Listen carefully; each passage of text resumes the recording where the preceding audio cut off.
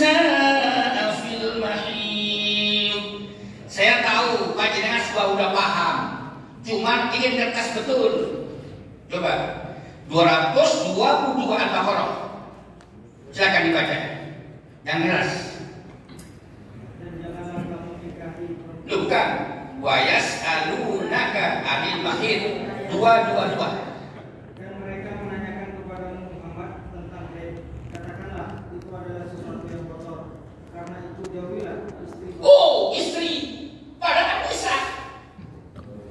Wa yas'alunaka 'anil mahid. Fa'tazilun nisaa. Kok istri itu baik?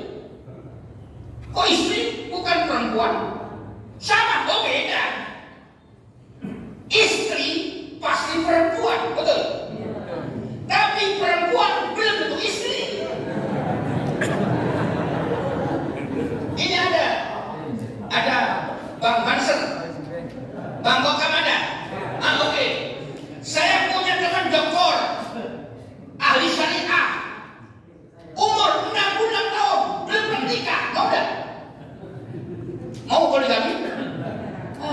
Teman saya itu dokter, 66 tahun, masih perawan.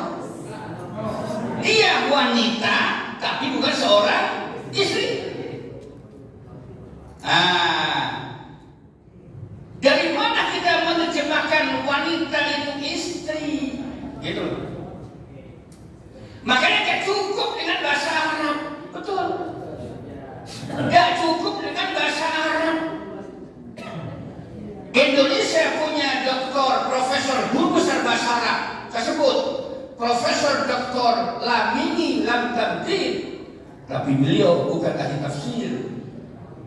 Indonesia punya profesor ahli sastra Arab, Profesor Dr. Hadi Hidayat, tapi beliau nggak berani menyampaikan fikih perbandingan madhab. Indonesia punya profesor sastra Arab, Profesor Dr. Khatibul Umam, tapi beliau tidak berani mengatakan saya ahli tafsir. Gitu. Tapi ahli tafsir wajib menguasai bahasa dan sastra Arab. Gitu. Gak cukup dengan anak antum. Anak antum. Kadang-kadang orang baru bisa anak antum. Antum anak. Udah buah humahum gitu kan. Itu sudah ustaz gitu. Nah itu. Contoh lagi begini. Saya bilang begini Pak Dokter.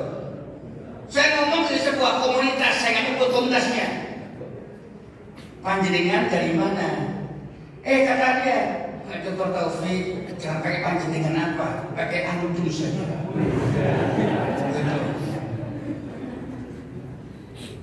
Saudara-saudara, jangan Taufik, ikhwan saja. Selalu saya tinggal di Arab lama, diajarin orang bermasalah gitu ya. Saya di Arab Saudi, di Libanon, di Yaman kuliah. Tiga-tiga saya belajar di sana. Dia ngajar orang berhijrah, ya Allah. Tapi saya harus sabar, harus sabar. Saya baca.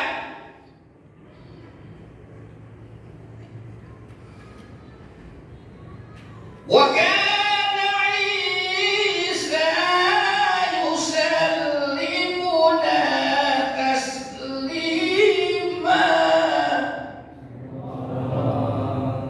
Wa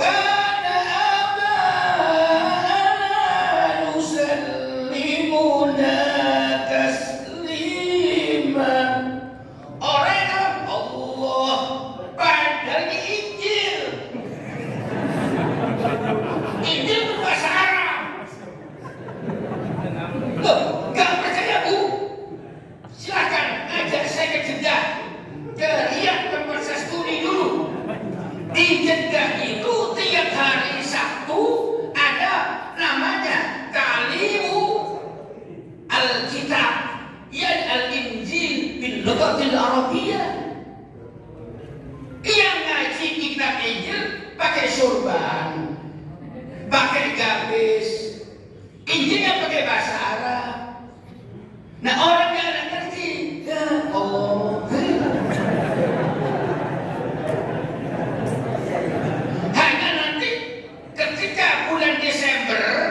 Itu ada musabaqah tilawah Taurat Injil.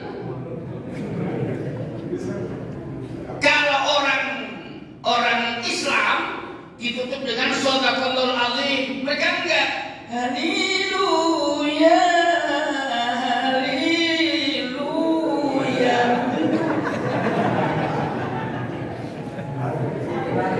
Nah ini, jadi bahasa itu umum, milik orang Islam, milik orang Nasrani, milik orang Yahudi, milik semua umat yang berbahasa Arab, gitu loh.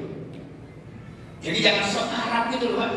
Kadang-kadang begini, nyampe ke Indonesia lebih Arab ketimbang orang Arab. Kan begitu. Baru umroh lebih Arab ketimbang orang. Tapi juga jangan begini, jangan mentang-mentang seminggu di Amerika lebih. Wah kacau bilang. Lebih apa? Lebih berjuas ketimbang orang Amerika, lebih koboi gitu kan? Enggak, tetap silahkan ke Amerika, tetap jadi orang Indonesia yang Muslim misalnya. Ya saya ngajar di Amerika juga sama. Cuman pulang nggak menjadi. Apa tadi itu? Koboi. Itu. Ya baik. Yang terakhir, jam 12 saja.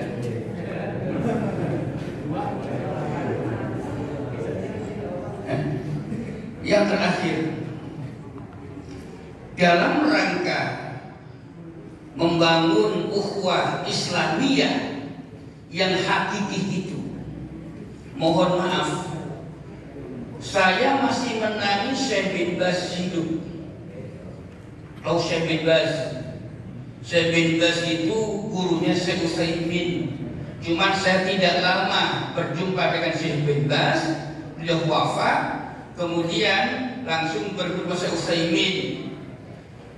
Terus teman-teman Indonesia ini tanyanya yang enggak gitu loh. Sehingga beliau bukan tidak pinter, yang nanya salah, tentu jawabannya kan berbeda, gitu kan? Contoh, Syekh, fi biladina Indonesia, katsirun minal muslimin ya'buduna al-maqabir, begitu. Itu kan ngawur namanya. Syekh, guru, banyak kaum muslimin Indonesia itu menyembah kuburan. Ya tentu jawabannya muslim. Padahal orang Indonesia yang ke kuburan itu gak semuanya minta kubur. Ada yang ziarah kubur, mendoakan ahli kubur, bukan minta. Bah Taufik, bah besok jadi profesor, bah. Gak begitu. Akhirnya dijawab oleh Syekh, ya tentu menyembah kubur yang musyrik, ya kan? Kenapa? Pertanyaannya sudah salah. Maka membangun ukhuwah Islamiyah yang hakiki, mohon maaf, karena saya makin campuran begitu ya, makin campuran. Bisa jelaskan tadi saya di NU pernah menjadi anggota IPN, di IPM pernah membawa Muhammadiyah sampai ke kancah nasional, musabaqah tilawatil Quran.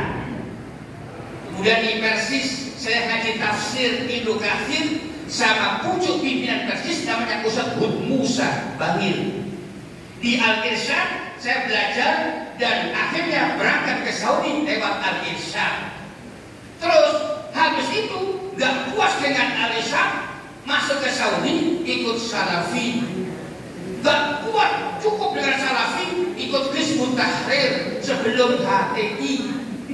Gak puas ikut JI. Tetapi karena saya punya basic, saya pilih-pilih, saya pikir. Akhirnya apa? Akhirnya saya terbiasa. Misalnya di masjid orang Muhammadiyah, Allahu Akbar, maaf.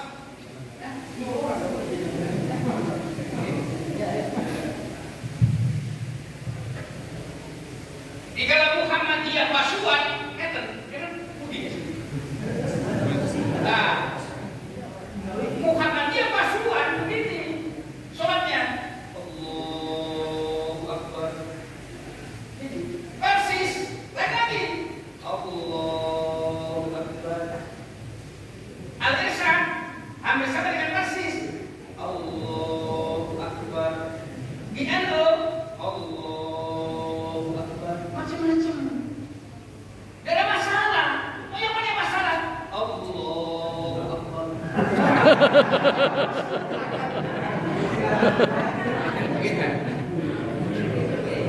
Makanya belajar fikih perbandingan mazhab. Contoh kitab yang harus kita baca, Bidayatul Mujtahid, bagaimana ulama yang bernama Imam Malik begitu objektif menyampaikan, menampilkan fikih perbandingan mazhab. Sehingga enak. Tapi kalau kita, maaf, yang pernah saya lakukan dulu ketika masih di Saudi, melihat orang yang begini, oh itu nggak nyunah itu, apa saya nggak nyunah begitu. Sekarang kan muncul ustadz sunnah, pengajian sunnah, gitu kan? Akhirnya apa? Ustadz Adida bikin Quran sunnah, nggak mau kalah ya? Nah, saya bikin lagi, ustadz apa? Quran sunnah, ini kias gitu. Akhirnya apa? As-sunnah itu menjadi rebutan. Kata saya, yang NU, yang Muhammadiyah, yang Persis, yang Al-Irsyad, yang Salafi masih dalam lingkaran as-sunnah gitu. Cuma pemahaman yang berbeda. Itu pemahaman berbeda. Contoh begini. Contoh lagi ya. Tadi ayat, jauhi istri saat haid. Dari mana istri itu? Itu melibatkan ilmu asbabun nuzul. Satu, bahasa Arab, asbabun nuzul. Yang kedua, bagaimana menjauhi istri itu? Ada tiga. Abdullah ibnu Abbas radhiyallahu anhuma dan Ubaidah as-Salmani, ketika istri sedang haid, yang wajib dijauhi adalah seluruh anggota tubuh dari rambut sampai kaki, tidak boleh disentuh. Saya yakin di sini banyak yang mengikuti sahabat Abdullah bin Abbas. Yakin saya.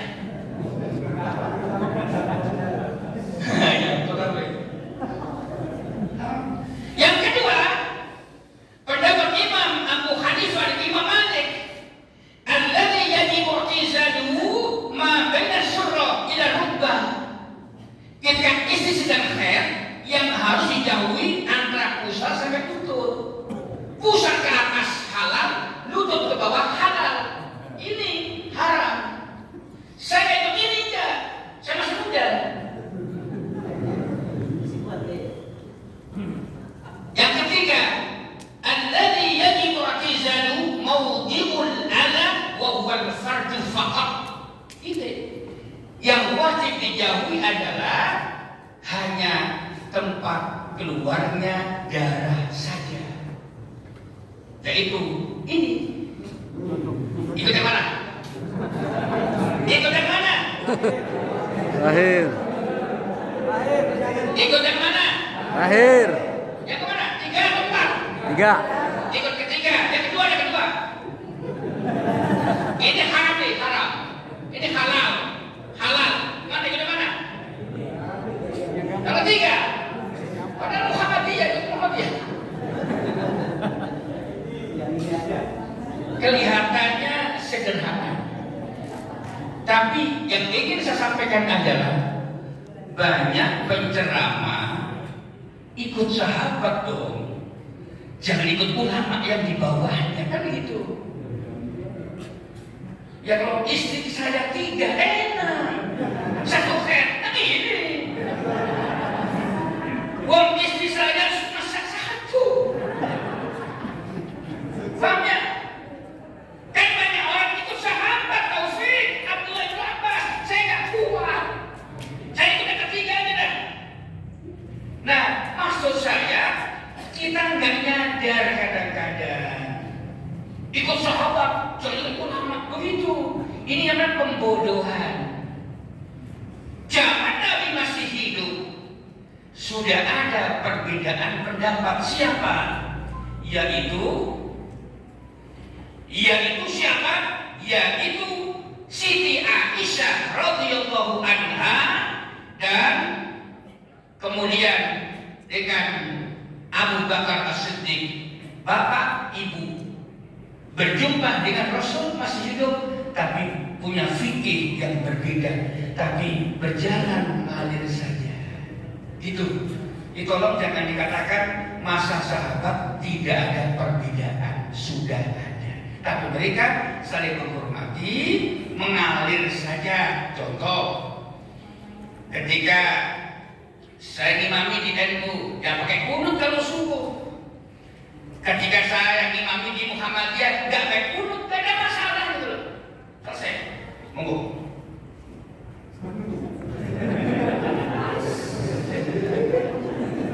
Terima kasih atas pemaparannya. Begitu lugas dan luas, singkat, padat, dan berisi insyaallah.